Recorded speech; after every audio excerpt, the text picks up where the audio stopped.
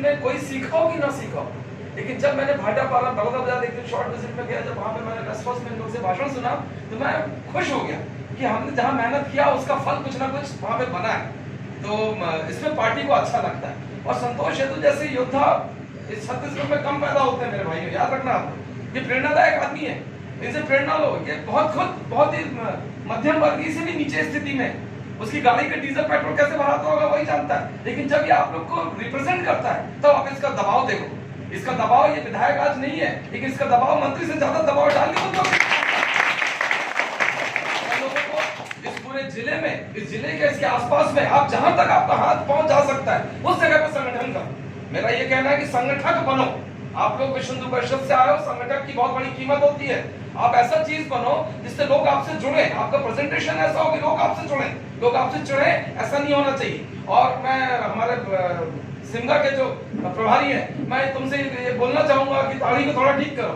इस दाढ़ी में तुम ठीक नहीं देखते। दाढ़ी या तो शिवाजी की टाइप की रखो, नहीं तो हिंदू टाइप की दाढ़ी रखो। दाढ़ी ऐसी मत रखो बच्चा, ये दाढ़ी में तुम्हारा प्रेजेंटेशन बिगड़ेगा।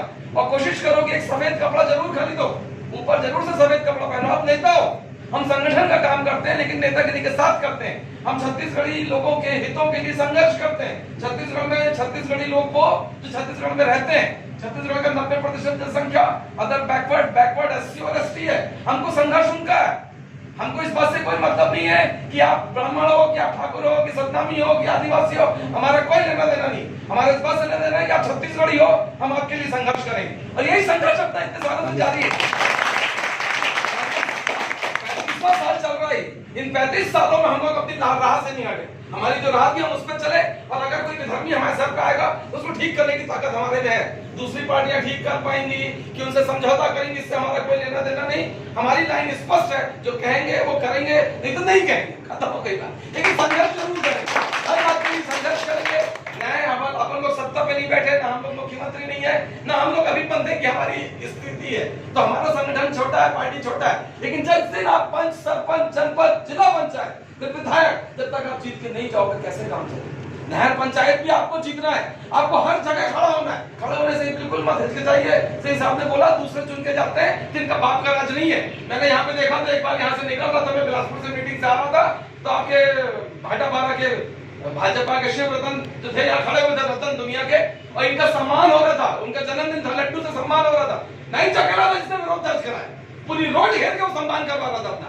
तुम जब जनता के लिए चुन के गए हो तो रोड को घेर के हम पब्लिक को बहराश नहीं कर सकते। पूरी रोड ब्लॉक थी इधर उधर, हम लोग आगे बढ़े और पुलिस वालों को मैंने बोला ये क्या मैंने तमाशा है, पुलिस वाले बोले हम लोग क्या कर सकते हैं, ऐसा वैसा। लेकिन आप लोग ऐसा दर्ज कराओ कि उसमें आपका मान सम्मान और पब्लिक के बीच में आपका नाम बढ़े। बस इतना ही कहना मेरे भाइयों, जल्दी सफल हो।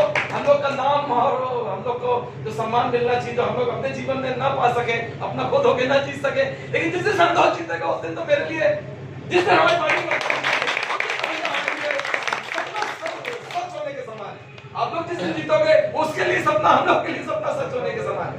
मेहनत करिए, आगे बढ़िए, सफल होइए, यही शुभकामनाएं। कर्मठ महासचिव सुनील नागरकर जी को आमंत्रित करूंगा कि वो आभार व्यक्त करते हो कार्यक्रम की समाप्ति की।